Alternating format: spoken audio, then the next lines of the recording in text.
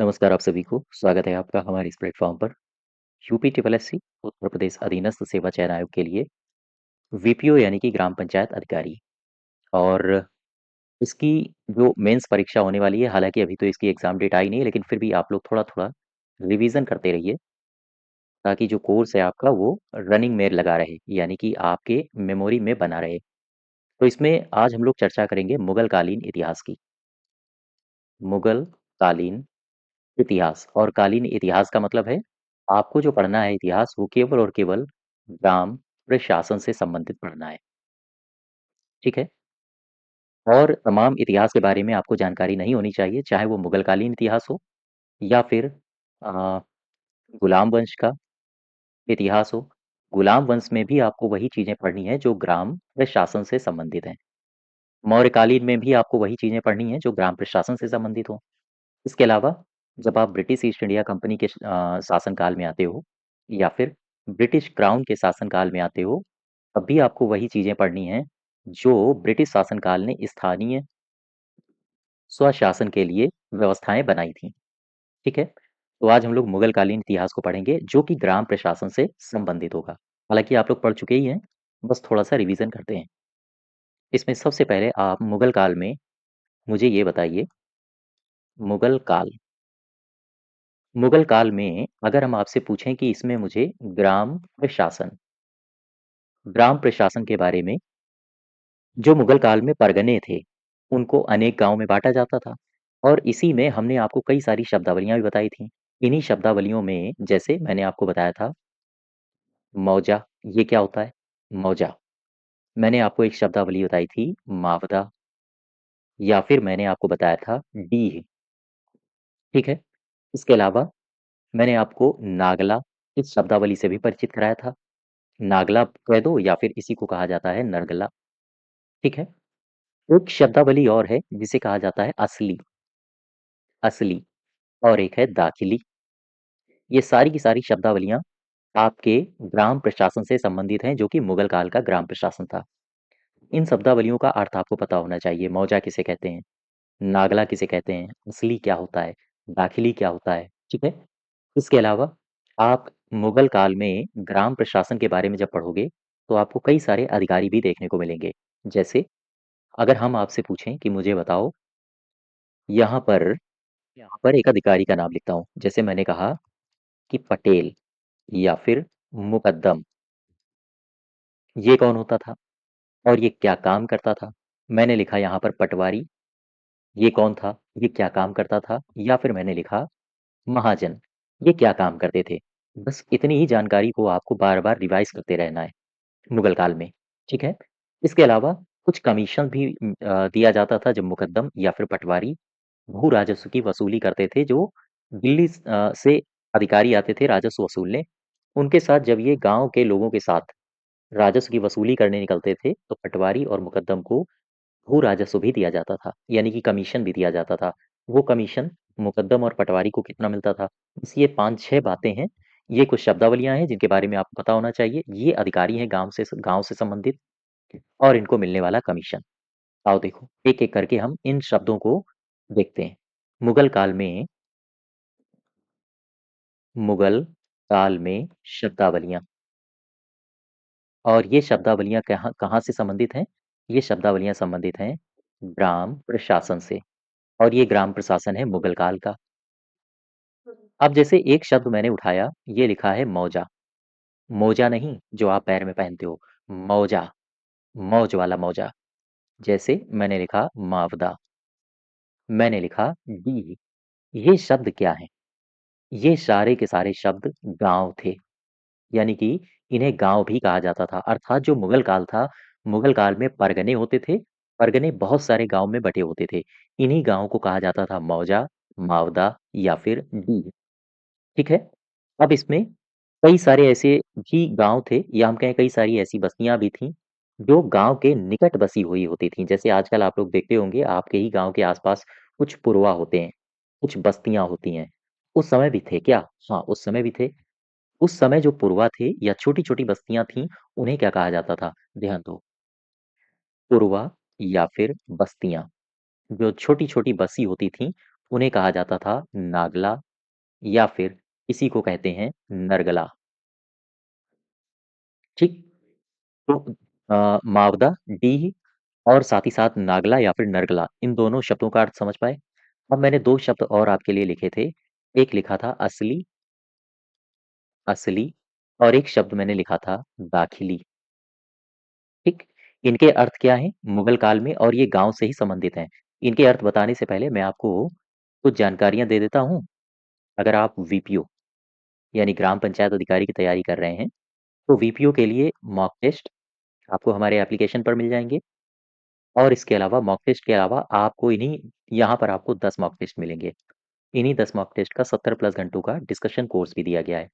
इसके अलावा आपको वीपीओ के लिए ही 65 अंक जो पंचायती राज संबंधी हैं, जिसमें से 45 अंक आपके पंचायती राज के हैं और 20 अंक आपकी योजनाओं के हैं। अगर आपको इनका बैच जॉइन करना हो तो आप जॉइन कर सकते हो। अगर आप कंबाइंड बैच से जुड़ते हो, तो फिर कूपन कोड दिया गया है, इसको आप लगा लीजिएगा। इसके अलावा इस बैच को लेने के उपरांत जो योजनाओं का अलग से बैच दिया गया है, उसको लेने की आवश्यकता नहीं है।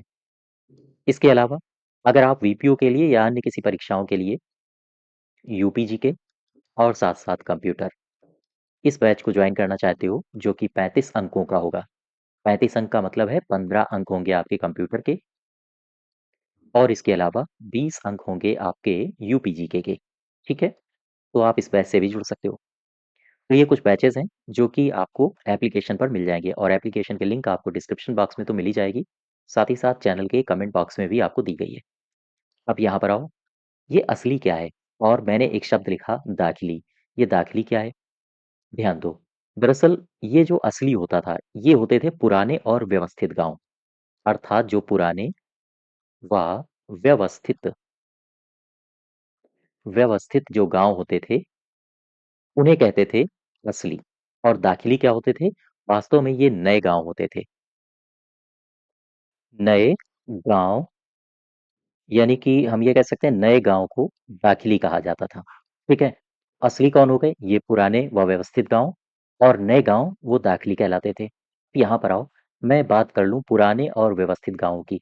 ये जो पुराने और व्यवस्थित गाँव थे, इनमें 3 प्रमुख व्यक्तित्व होते थे, यानी 3 प्रमुख ऐसे व्यक्ति होते थे जो इन गाँवों का प्रशासन सँभालते थे। यानी कि यहाँ पर आपको 3 प्रमुख व्यक्ति देखने को मिलेंगे। ठीक? ये 3 प्रमुख व्यक्ति कौन हैं? आपको मिलेगा पटेल, पटेल और इसी को आप कह सकते हो मुकद्दम। एक आपको व्यक्ति और देखने को मिलेगा जिसे कहा जाता है पटवारी और एक शख्स और था जिसे कहा जाता है महाजन। अब ये जो 2 शब्द मैंने लिखे हैं या हम कहें 2 पोस्ट लिखी है मैंने, एक तो पटेल या मुकद्दम और दूसरा पटवारी।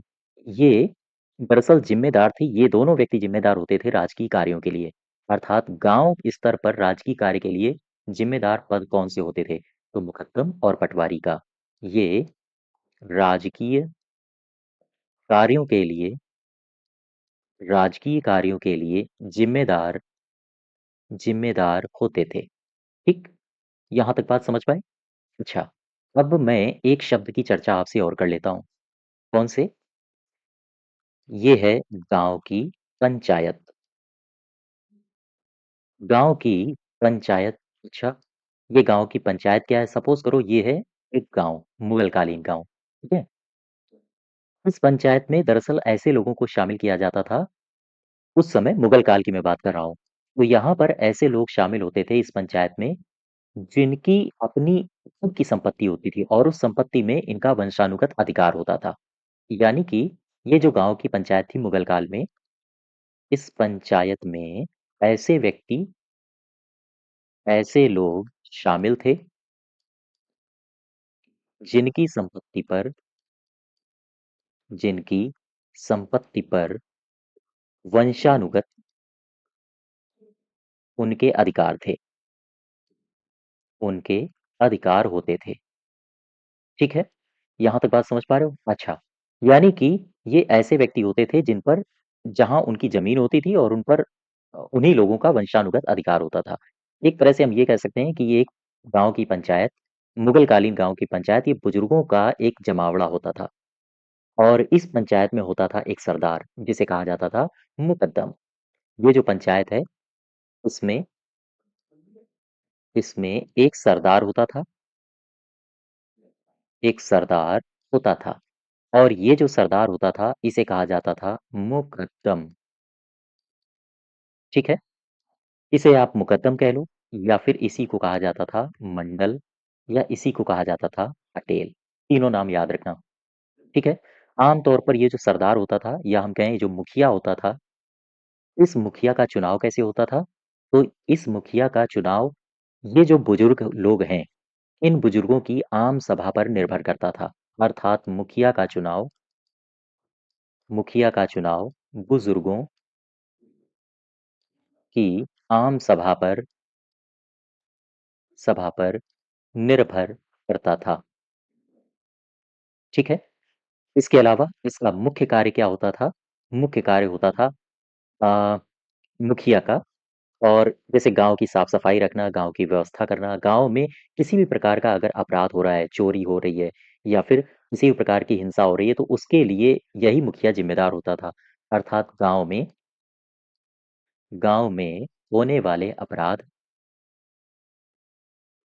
होने वाले अपराध की ज़िम्मेदारी ये किसकी होती थी? ज़िम्मेदारी होती थी इसी मुखिया की, ठीक है? अब हम बात कर लें पटवारी की। ये कौन था? याद रखो। उसका मुख्य कार्य होता था राजस्व की वसूली करना और अगर हम इसकी तुलना यानी मुगल काल की बात हम अभी कर रहे हैं। अगर हम मुगल काल के पटवारी की तुलना आज करें, तो ये आज का लेखपाल था।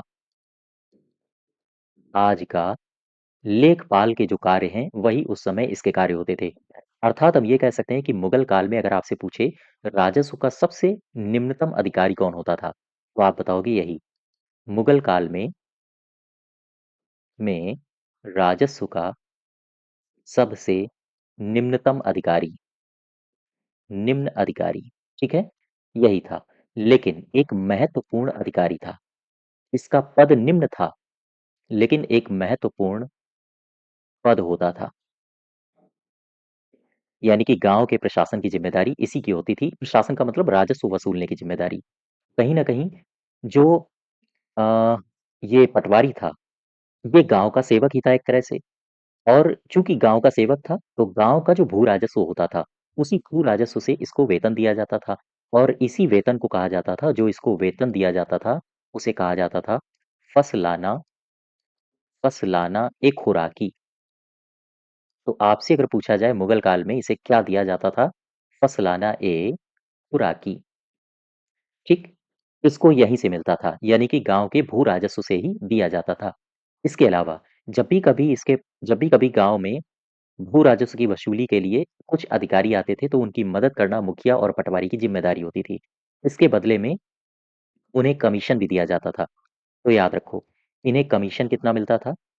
पटवारी को और साथ ही साथ मुखिया को। सबसे पहले मुखिया को कमीशन कितना दिया जाता था? आप बताओगे 2.5% भू राजस्व का और वहीं ये तो मुखिया की बात हो गई।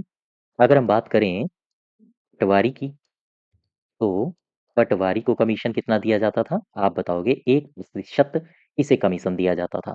खैर, ये है मुगल काल की ग्रामीण प्रशासन। यहाँ पर मैंने आपसे कुछ शब्दावलियों की चर्चा की। कौन-कौन सी? जैसे मैंने कहा मौजा, मावता या डीह ये गाँव होते थे। पुरवा या बस्तियाँ इन्हें नागला या फिर नरगला कहा जाता था।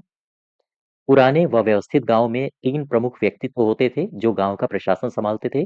पटेल, मुकद्दम, पटवारी, महाजन। ये राजकीय कार्यों के लिए ज़िम्मेदार व्यक्ति होते थे। दाखिली ऐसे गाँव होते थे, जो कि नए नवनिर्मित गाँव थे। वहीं गाँव की पंचायत में बुजुर्गों का हस्तक्षेप होता था और इस स्थिति में पंचायत में ऐसे लोग शामिल होते थे, जिनकी संपत्ति पर वंशानुगत उनके अधिकार होते थे।